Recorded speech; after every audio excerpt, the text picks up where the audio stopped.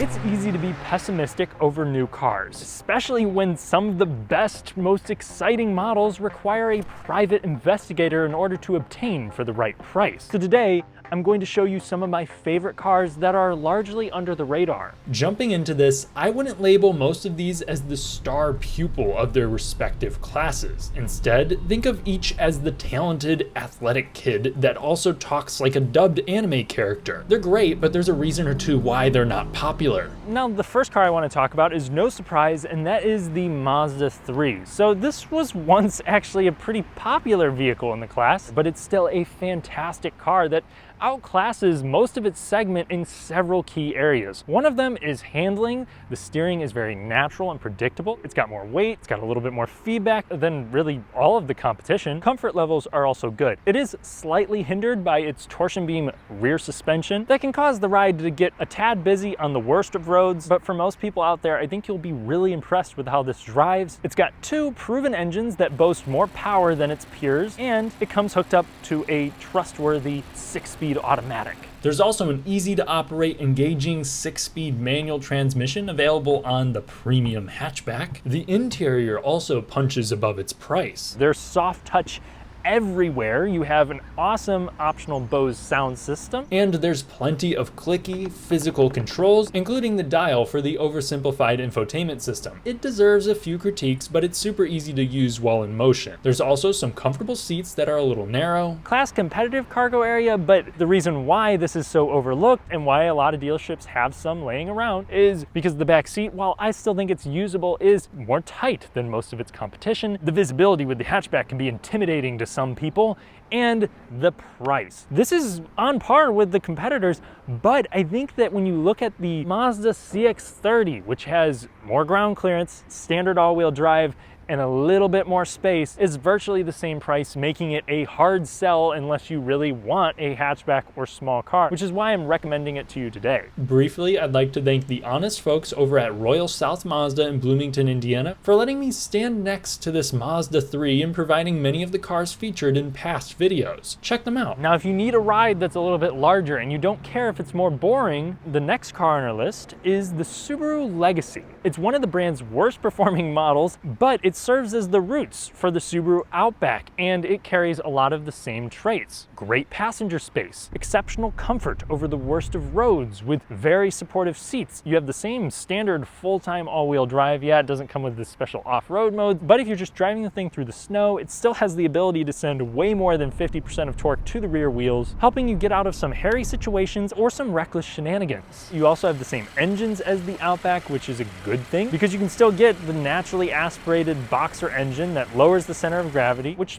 also helps this have reassuring handling, or you can get a turbo boxer that's less simple but provides great performance. Oh, and did I mention it's like $4,000 cheaper than an Outback? If you can live with less ground clearance and you don't need the giant open cargo space, the Legacy is a sneaky good pick. Now, my next option barely meets the cut of overlooked, and that is the Toyota Venza. So it didn't sell all that well last year, and I think a lot of that is actually down to production shortages, less so than demand. But still, I don't really hear enough about this, so I'm gonna bring it up. It's an SUV that's similar in size to the RAV4, but comes with the sure-footedness and comfort of something more befitting of the Lexus badge. And thanks to the standard hybrid powertrain, it is highly efficient while retaining a reasonable price with a strong list of features and standard all-wheel drive. There are a few possible reasons as to why the Venza isn't moving big numbers. One is that the nameplate doesn't carry much weight, and Toyota's unfortunate hybrid production shortages. And for the money and the size of it, the practicality isn't too strong. That wasn't the main focus of the Venza, so I think it loses some buyers there. Dealers were really marking up hybrid Toyotas especially, so that made the situation worse. Now here's a car that you'll be hard-pressed to find a markup on, and that is the Mitsubishi Outlander. Nope, don't click off now. Let me explain. It is based on the Nissan Rogue, but it doesn't use the same 1.5 liter turbocharged inline 3 like the Nissan does now. It actually uses an older Nissan engine that's more proven. Nissan has also been continuously trying to improve their CVTs. Mitsubishi has also been using Jatco CVTs for a while now, and they haven't seen the same issues. Time is obviously going to have to tell, but I'm hoping that Mitsubishi's tuning department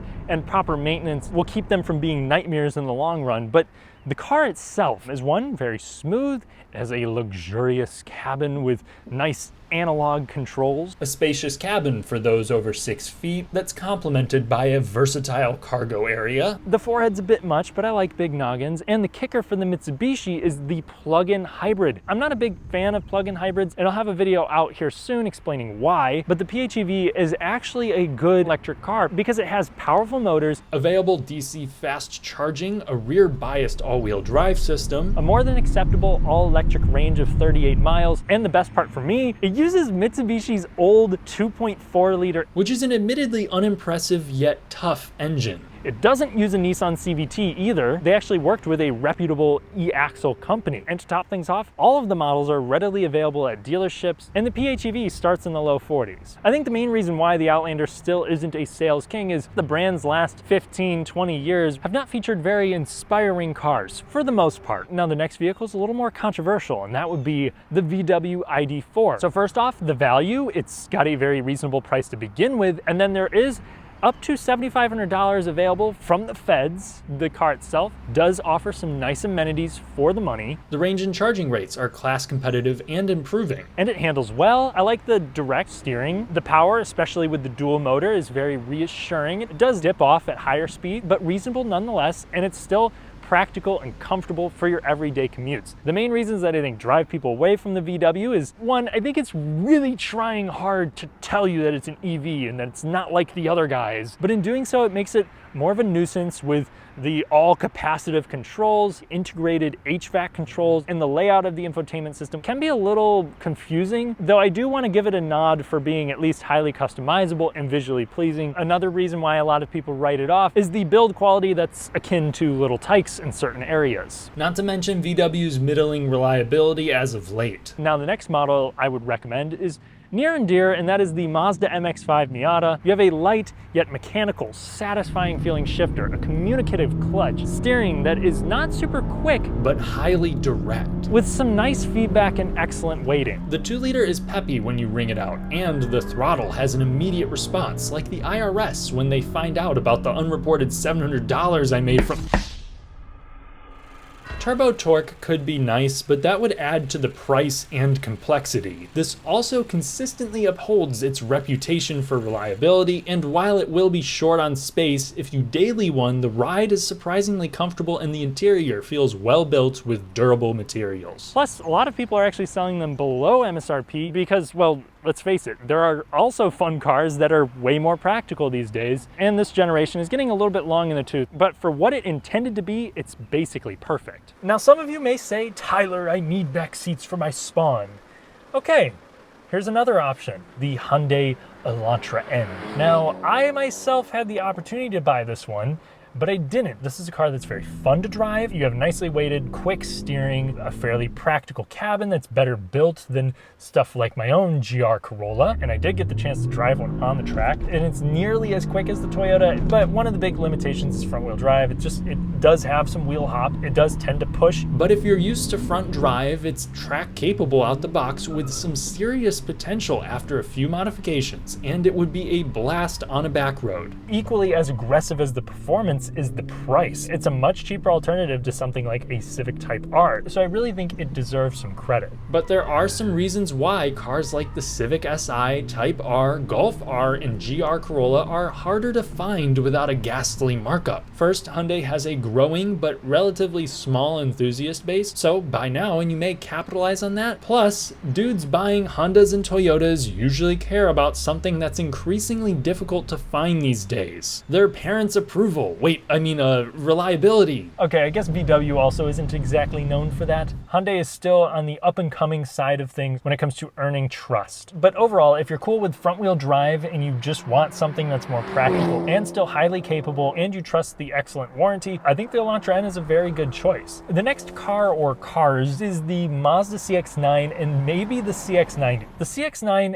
had a great price. Now in the last model year, they did get rid of the base trim, so it technically started at like 40 grand, but you had a ton of features for the money. It was fun to drive. It was big enough to fit adults in each row if the people in the first 2 rows had sympathy, and it was kind of luxurious. But the CX-9, it was just more tight in passenger and cargo space than most of the competition. The CX-90 is a little bit better in those regards, but it has a different focus. So this thing handles with confidence unknown to other 3-row SUVs that can be had under 50 grand. You can actually also spec it over 60 grand, but it justifies the price. You have a super silky turbo inline-6 that provides great passing power. The interior is also beautiful. It's just so simple and satisfying to interact with. On the inside, I mean, it's a little bit larger than the CX-9. I think it could have improved more in 3rd-row legroom, but still, if you reallocate that space, someone over 6 foot can sit in each row. So I really advise looking further into one if you're even considering vehicles like the Honda Pilot or the new Toyota Grand Highlander that are a bit larger. Though they are only more cavernous by interior space, the CX-90 is actually larger in certain exterior dimensions. So I wish that we had more practicality advantage, but it was shooting more so to become a luxury SUV. Those kinds of cars have more insulation, so they can't be maximizing space in every area. I also find it a little bulbous from some angles, and just knowing luxury buyers, it's definitely an uphill battle to convince folks like that to jump to a brand more known for affordable, fun cars. The only reason why I'm kind of labeling it as under the radar right now is because a lot of people don't know about it, and many dealers have extras on the lot. Now to round out my list, let's talk about a car that sells worse than stained mattresses, and that is the Volvo V60 Cross Country. For a luxury family vehicle, I think it's priced where it needs to be. It also comes with a fair amount of practicality, especially when you consider how long the cargo area is. It has a smooth ride, it's comfortable over most surfaces, and it handles well. You also have a sensible, smooth powertrain. It's not all that quick, but passing power is good. It has a distinct, opulent, yet understated style on the inside and out. And disregarding the glossy plastics, the materials are upscale too. The very hard to get expensive Bowers & Wilkins sound system is a borderline mind-blowing, and I think it has a respectable amount of features, and you still have 8 inches of ground clearance. You can do a little bit of remote camping with this thing, no problem. But there are a couple drawbacks. One, Volvos haven't been super reliable as of late. A lot of little and sometimes large electrical issues. I also think it may sell poorly because people buying vehicles in that class for that money are typically looking for things that carry more of an image of status. And usually that's also associated with size or something that sits up a little bit higher. And if they don't really care about those things, it's also hard to ignore cars like the Subaru Outback, which actually provide more comfort, more practicality, more speed with the turbo engine for usually well over $10,000 less. Though that car is not going to provide the same level of extravagance. So if you do want something that's a few steps above par, I would really recommend the V60 Cross Country. So I think I'm gonna close it out there. I could keep going, but I haven't driven all of the cars available. But maybe you've driven something that you would consider as an overlooked gem. If so, let me know what it is in the comments section. Thanks for watching. If you enjoyed the video, then please leave a like to help me take on the maniacal YouTube algorithm. Subscribe and hit the bell for more fun, detailed car content, and check out my Patreon for an additional podcast. I'll catch you in the next one.